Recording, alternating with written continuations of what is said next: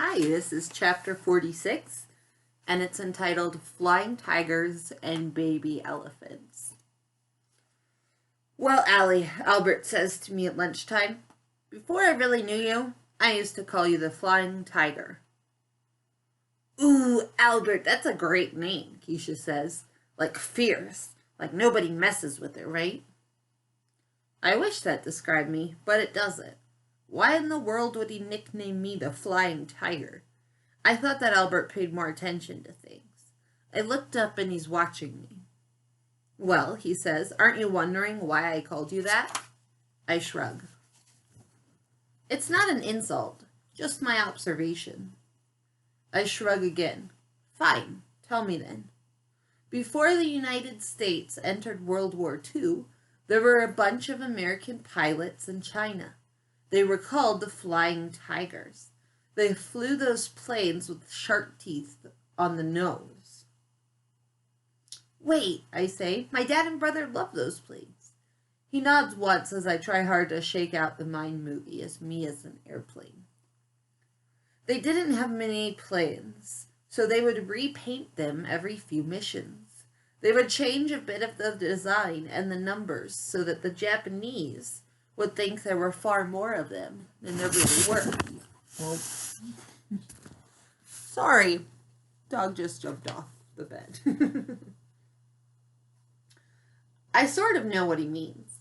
I've watched you trying to figure out how to repaint yourself for other people all the time, trying to make them think one thing about you when the opposite was true, like with the teachers, always getting sent to the office. Wow. I can't believe Albert's noticed all of this. Okay, Keisha says. Do you name everyone like that? I like analogies. They interest me, and they help me understand, he says. What about me, Keisha says. Did you have a nickname for me? He hesitates. Okay, Professor. Spill it, Keisha says. He bites his lip. Listen, you better tell me now. The baby, he says. What? The baby? Are you kidding me? She gets a great name like the Flying Tiger, and you call me the baby? What the heck is that supposed to mean? He turns red. I didn't want to offend you. Well, it's just a little too late for that. I'm gonna send you into space, where no man has gone before. No kidding. Is Keisha quoting Star Trek now? This girl's lost her mind. I called you the baby because when you're quiet, you're taking everything in. But when you want something, you're loud about it and usually get your way pretty fast. I burst out laughing. Oh man, Keisha, that is just too perfect.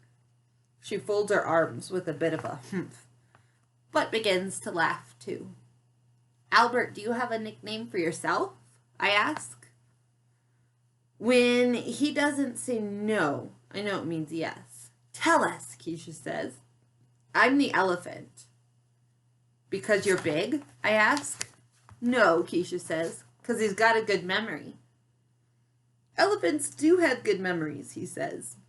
But that wasn't why I chose it as my symbolic name. Then why? I ask. Well, I'd become a pachyderm. Is that a religion? I ask. His face twitches a bit. No, an elephant is a pachyderm. It means an animal with thick skin. I guess we're all pachyderms then, or we pretend to be. So thick skin doesn't mean it's actually thick, but it means you don't let things affect you, really. His finger picks at the side of his thumb. Elephants feel a wide range of emotions, but their behaviors remain constant. On the outside, happy and sad often look the same. I can't remember the last time I had nothing to say about something. All this time I thought that Albert was the science guy with as much feeling as a pine cone.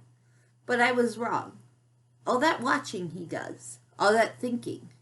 He really does understand things. He definitely gets me. That's the end of chapter 46. And my question is, explain the symbolic names that Albert's made for Allie, Keisha, and himself, right? So why does he call Allie the flying tiger? Why is her nickname the baby? And why would Albert be the elephant? Explain those nicknames to me and why they fit each character.